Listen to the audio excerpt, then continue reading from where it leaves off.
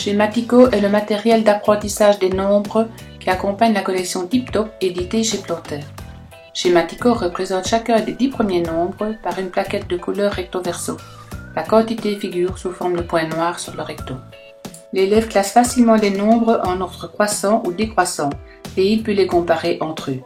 Il lui suffira d'ajouter une ou plusieurs dizaines pour former les nombres au-delà de 10.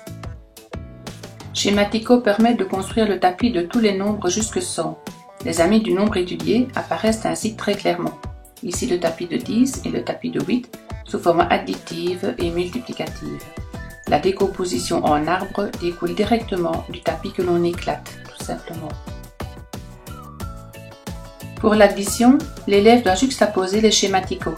Il peut alors dénombrer et vérifier ce total en superposant le nombre trouvé qu'il peut ensuite placer derrière pour représenter l'entièreté du calcul.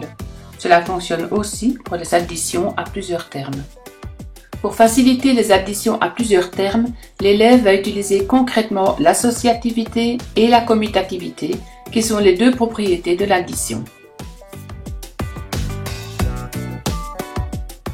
Pour la soustraction, l'élève doit cacher la quantité à enlever. Pour l'enfant dyscalculique, le fait de voir les 3 termes de la soustraction l'aide beaucoup. Il voit toujours le 8, il reconnaît le 5 et il voit le 3 qu'il peut vérifier en superposant le schématico de 3. Pour la multiplication, il suffit de prendre autant de fois que nécessaire le schématico demandé. Ici 3 fois 4 et 4 fois 3. On constate bien que la quantité finale est identique, mais cela ne représente pas la même manipulation. Cela met en évidence la commutativité. Pour la division, il faut que les parts obtenues soient égales. Pour diviser 18 par 3, l'élève doit donc prendre 3 schématicaux identiques. Dans ce cas, il y arrivera par essai-erreur pour obtenir 18. Il reverra ainsi le tapis de 18 obtenu par la multiplication, puisque 3 fois 6 égale 18 et 18 divisé par 3 égale 6. Le passage par la dizaine dans l'addition. L'élève va utiliser la dizaine transparente puisqu'il sait que 5 est plus grand que le complément de 7 pour arriver à 10. Cette dizaine transparente va l'aider à trouver la réponse, mais va surtout l'aider à comprendre comment décomposer le calcul. Puisque cela va dépasser 10, il va d'abord compléter la dizaine. Il lui manque 3 pour arriver à 10. Il devait ajouter 5, il a déjà mis 3, il va donc encore ajouter 2. Il obtient donc 7 plus 3 égale 10, plus 2 égale 12.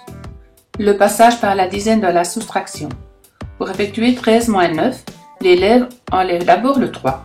Il lui reste 10, il passe donc bien par la dizaine. Il devait enlever 9, il a déjà enlevé 3, il enlève encore 6. L'addition au-delà de 20. Pour additionner 26 et 13, très naturellement, l'élève va venir grouper les dizaines et grouper les unités.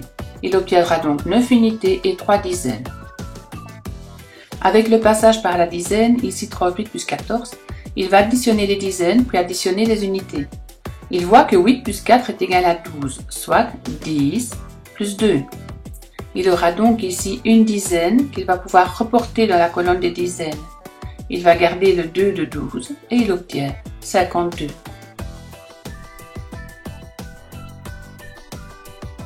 La soustraction au-delà de 20. Sans passage par la dizaine, l'élève effectue simplement dizaine moins dizaine et unité moins unité. Avec le passage par la dizaine, il effectue d'abord dizaine moins dizaine, puis il devrait enlever le 4. Mais il ne peut pas faire 2 moins 4. Il va donc aller emprunter une dizaine, de manière à pouvoir faire 12 moins 4, soit 12 moins 2 moins 2, puisqu'il a vu le passage par la dizaine dans la soustraction. Il lui reste donc 18.